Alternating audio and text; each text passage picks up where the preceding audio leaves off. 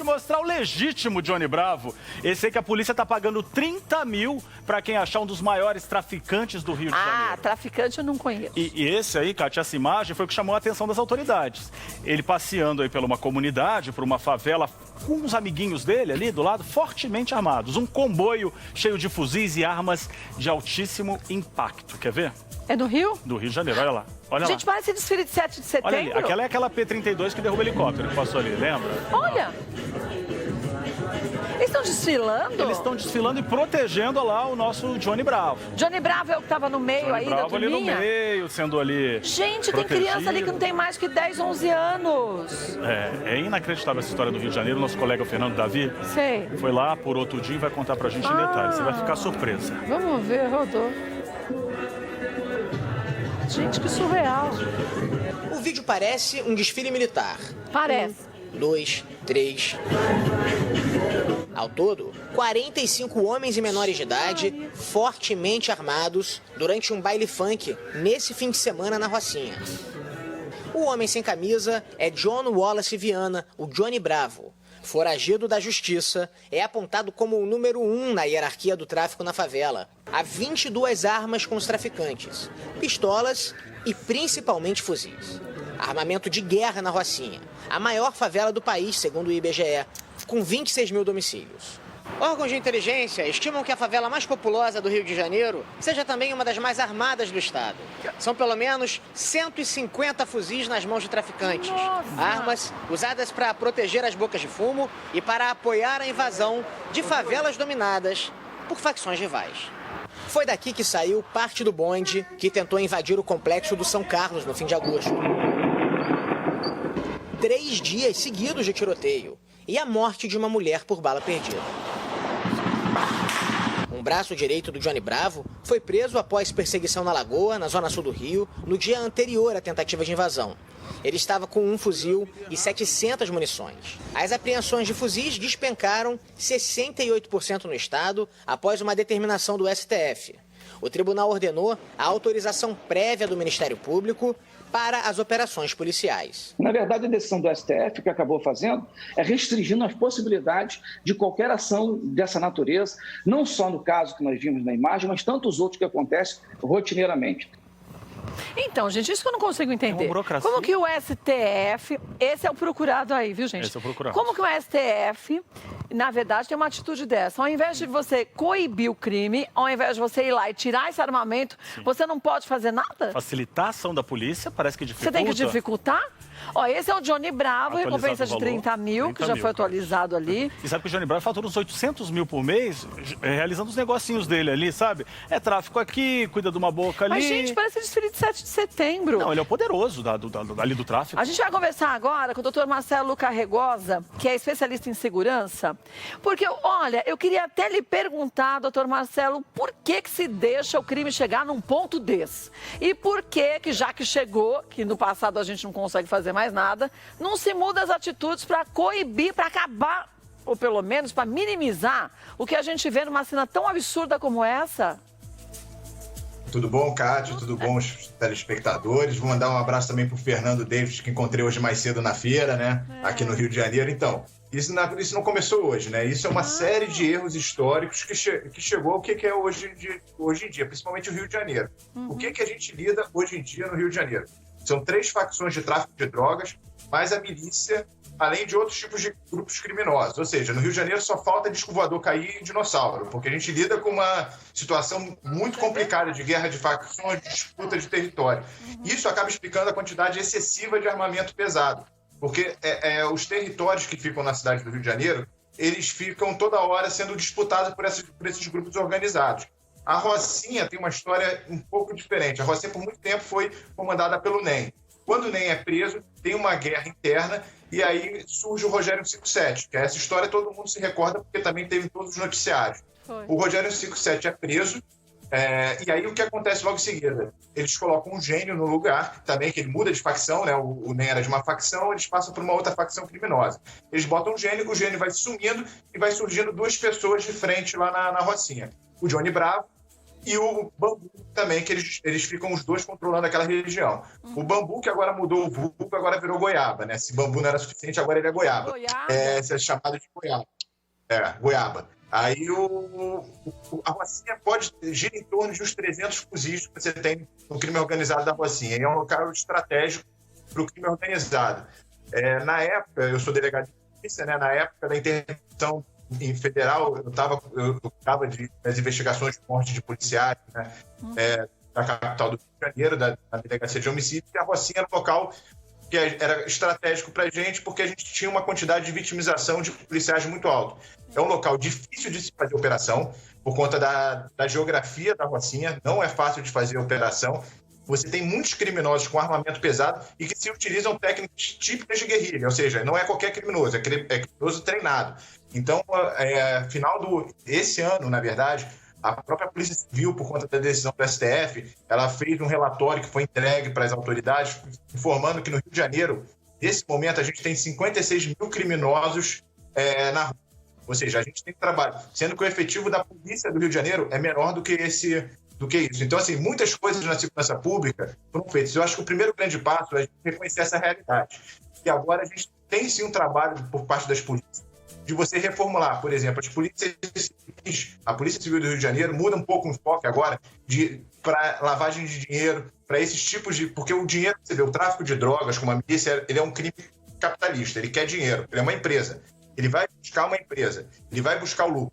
Então, se eu prendo alguém, no final das contas, ele vai ter uma peça de reposição, ele vai botar outro no lugar. Então, a gente tem que começar a trabalhar, e isso a Polícia Civil está fazendo com laboratórios de lavagem de dinheiro. Né, que é o dinheiro.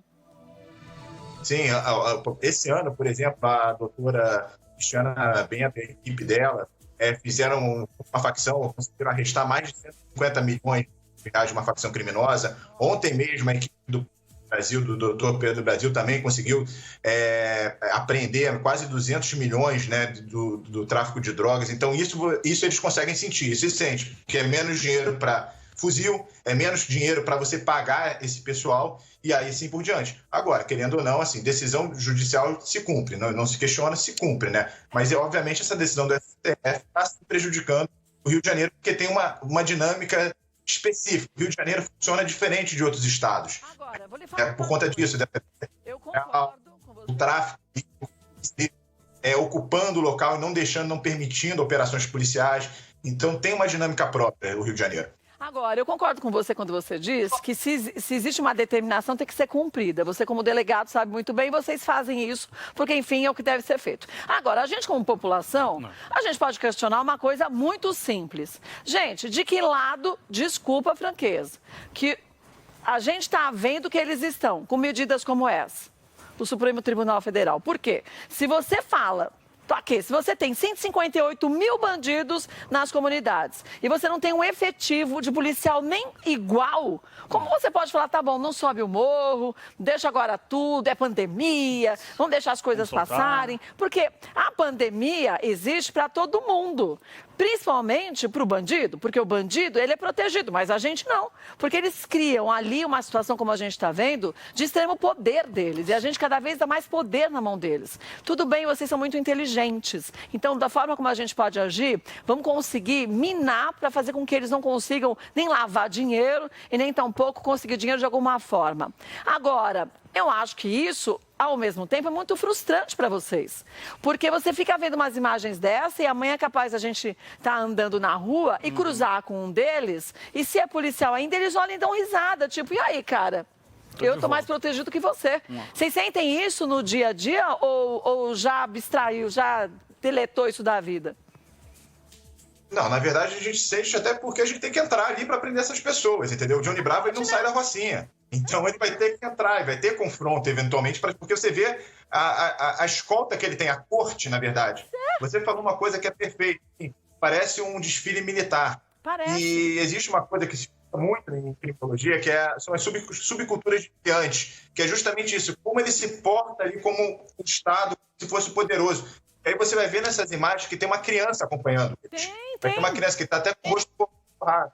Então, o que acontece? Eles estão ali, assim, dessa forma, ostentando fuzil e armamento pesado que mostra poder, que vai acontecer? Ele vai mostrar como sendo referência para essas novas gerações. Verdade. Então, essa nova geração vai olhar esse vai querer ser ele, porque ele mostra que ele tem poder ali. Então, o armamento é poder. Justamente isso em volta dele, toda essa celebração, entre aspas, que fazem em relação a esse criminoso, poder. Então, a criança está olhando aquilo, está olhando, em vez de ter um exemplo positivo, por exemplo, alguém, um jogador de futebol, um músico, ou até mesmo médico, ele olha o criminoso e vai falar, não, eu quero ser aquilo. Sim. Porque aquilo que mostra ali naquele...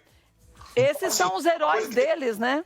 Infelizmente, os heróis não são mais os policiais, os bombeiros, os médicos, os professores. Os heróis, por quê? Porque passa a ser normal. Ele está dentro da comunidade, vivenciando esse dia a dia e vendo esse povo como sendo os mais bambambãs do pedaço. Então, as mulheres querem o quê? Querem ser namoradas desses caras, que são esses caras que hoje têm o poder da comunidade. Então, se reveste toda uma situação, né, doutor Marcelo, que já é muito triste e que a gente vê que só se agrava, porque o armamento que eles têm é armamento de guerra e vocês vão lutar contra eles com armas extremamente inferiores em quantidade e em poder também de fogo, né?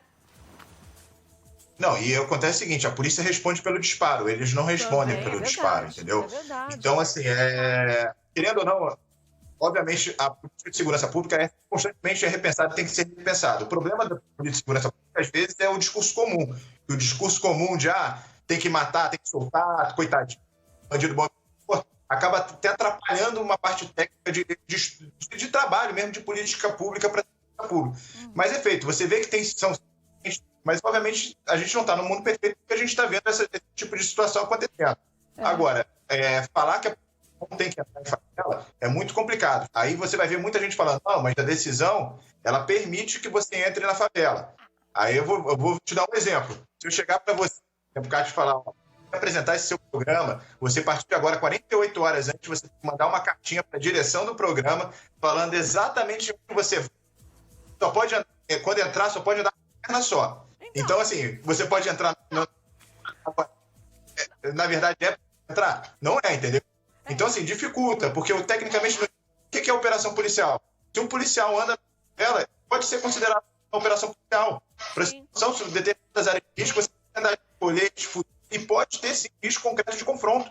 Olha, a gente está com o Skype muito ruim, está falhando demais, mas a gente vai voltar a falar um pouco mais sobre esse assunto, doutor Marcelo, mas olha, saiba que mesmo a gente daqui de São Paulo, a gente sempre fica de olho e torcendo para que vocês, acima de tudo, vocês policiais, que não percam essa vontade de fazer a coisa certa, de fazer realmente o crime não valer a pena, para mostrar para essas crianças que esse é o pior caminho a ser seguido, que o melhor e o único caminho tem que ser o caminho do bem. Por mais dificuldades que coloquem aí na vida de vocês, saibam que, de uma forma geral, quando a gente mostra isso, a gente quer que a população brasileira, independente de qual estado cada um viva, comece a refletir e cobrar isso, cobrar dos nossos governantes o que deve ser feito. Porque a gente está mostrando aqui as comunidades do Rio de Janeiro, mas aqui em São Paulo a gente tem outros tipos de facções que também, vou lhe dizer, pode não ter 158 mil, mas pode ter uns 120 mil. Só que não são tão procurados assim pela justiça. Mas que aqui em São Paulo também tem. O que não falta